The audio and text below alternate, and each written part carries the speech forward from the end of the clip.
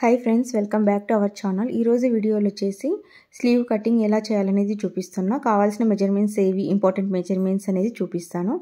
Size వచ్చేసి 36 size వాళ్ళది ఇప్పుడు కటింగ్ చేసేది. ఆర్మ్ హోల్ వచ్చేసి 16.5, దాంట్లో ఆఫ్ చేస్తే మనకి 8.25 వస్తుంది. స్లీవ్ లెంత్ అనేది 4.5 ఇంచెస్ అయితే తీసుకుంటున్నా. సో షార్ట్ స్లీవ్ అనమాట. స్లీవ్ ఓపెన్ వచ్చేసి 13.5 ఇంచెస్. స్లీవ్ 4.5 ఉన్నప్పుడు క్యాప్ హైట్ ఫార్ములా వచ్చేసి ఇది ఎల్బో స్లీవ్కైనా సరే దేనికైనా సెట్ అవుతుంది. Chest round by 10. ఇక్కడ 36 అంటే చెస్ట్ రౌండ్ 36 బై 10 అంటే 3.6 అయితే వస్తుంది. ఇప్పుడు క్లాత్ ఎలా ఫోల్డ్ చేసుకోవాలని చూపిస్తున్నా. ఇది ఫోల్డింగ్ సైడ్ అండి. నాకు క్లాత్ ఎక్కువ ఉంది, నేను డైరెక్ట్ పైకి ఫోల్డ్ చేస్తున్నాను. ఈ విధంగా ఫోల్డ్ చేసినప్పుడు 2 స్లీవ్స్ మనకి అతుకు లేకుండా వస్తుంది. ఈ ఫోల్డింగ్ వల్ల మనకి ఎక్కడ కానీ జాయింట్ అయితే రాదనమాట. ఇప్పుడు స్లీవ్ లెంత్ 4.5 ఇంచెస్ కదా, నేను ఎక్స్ట్రా 1 ఇంచ్ యాడ్ చేసుకొని 5.5 అయితే మార్కింగ్ చేసుకుంటున్నాను. మీకు స్లీవ్ అండర్ ఆర్మ్స్ కింద క్లాత్ ఎక్కువ కావాలి అనుకుంటే క్యాప్ హైట్ అనేది 3.6 తీసుకుంటున్నా కదా, మీరు వచ్చేసి 3 ఇంచెసే తీసుకోండి. దీంట్లో క్యాప్ హైట్ తక్కువ కావాలనుకున్నట్లు చెస్ట్ రౌండ్ బై 10 తీసేసుకోండి. ఫస్ట్ ఒక లైన్ అయితే ఇలా డ్రా చేసుకోండి. ఇప్పుడు ఇక్కడ వచ్చేసి క్యాప్ హైట్ 3.6, నేను 3.6 తీసుకుంటున్నా. వీళ్ళకి క్లాత్ అవసరం లేదనమాట కింద ఎక్కువగా.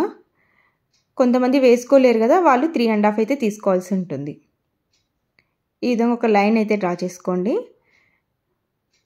ఆర్మ్ హోల్ వచ్చేసి ఇక్కడ మా 8.25 ఇలా ఉండేలా చెక్ చేసుకొని ఒక మార్క్ చేసుకోండి. ఇక్కడ నుంచి ఇక్కడికి ఒక లైన్ అనేది డ్రా చేసుకోండి. దీన్ని బేస్ చేసుకొని మనము బ్యాక్ ఫ్రంట్ ఆర్మ్ హోల్ అయితే డ్రా చేస్తాము. కింద వచ్చేసి ఒక 1/2 ఇంచ్ అనేది ఖర్చు కదా, అది మనము మార్కింగ్ చేసుకోవాలా. ఎక్స్ట్రా వదిలాం కదా, పైన 1/2 ఇంచ్ కింద 1/2 ఇంచ్. సో ఇలా ఒక మార్కింగ్ చేసుకొని స్లీవ్ ఓపెన్ ఉంది, స్లీవ్ రౌండ్ అనమాట.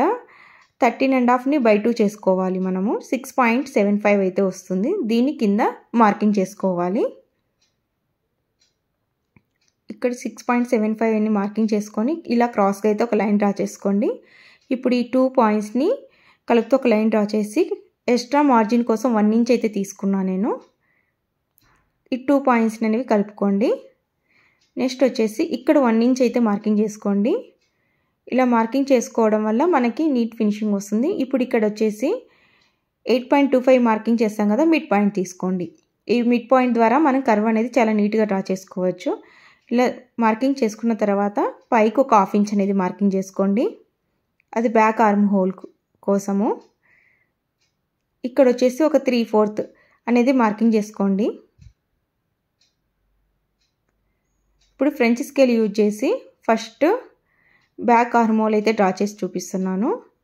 1/2 ఇంచ్ మార్కింగ్ చేసాం కదా, అక్కడి వరకు ఈ విధంగా మార్కింగ్ చేసి ఫ్రెంచ్ స్కేల్ని రివర్స్ చేయండి. తర్వాత ఈ విధంగా ఫ్రెంచ్ స్కేల్ని అడ్జస్ట్ చేసుకుంటూ షేప్ వచ్చేలాగా చూసుకొని మార్కింగ్ చేసుకోండి. ఇది వచ్చేసి బ్యాక్ ఆర్మ్ హోల్.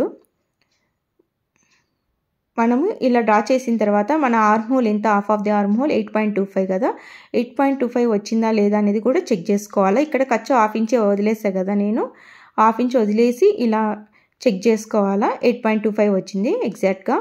నెక్స్ట్ వచ్చేసి ఫ్రంట్ ఆర్మ్ హోల్ వచ్చేసి స్టార్టింగ్ నుంచి ఈ విధంగా మిడ్ పాయింట్ తీసుకున్నాం కదా, అక్కడికి ఒక మార్కింగ్ చేసి స్కేల్ని రివర్స్ చేసి ఈ విధంగా 3/4 అని తీసుకున్నాం కదా, అక్కడి వరకు అలా వచ్చేలాగా మార్కింగ్ చేసుకోండి. ఇది వచ్చేసి ఫ్రంట్.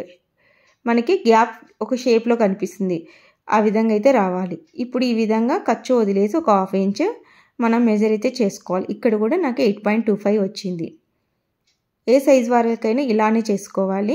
ఎల్బో స్లీవ్ అయినా సేమ్ మెథడ్. ఇప్పుడు ఇక్కడ వచ్చేసి ఒక 1/2 ఇంచ్ కిందికి ఈ విధంగా లైన్ డ్రా చేయండి. దీనివల్ల మన స్టిచ్చింగ్ అప్పుడు నీట్ ఫినిషింగ్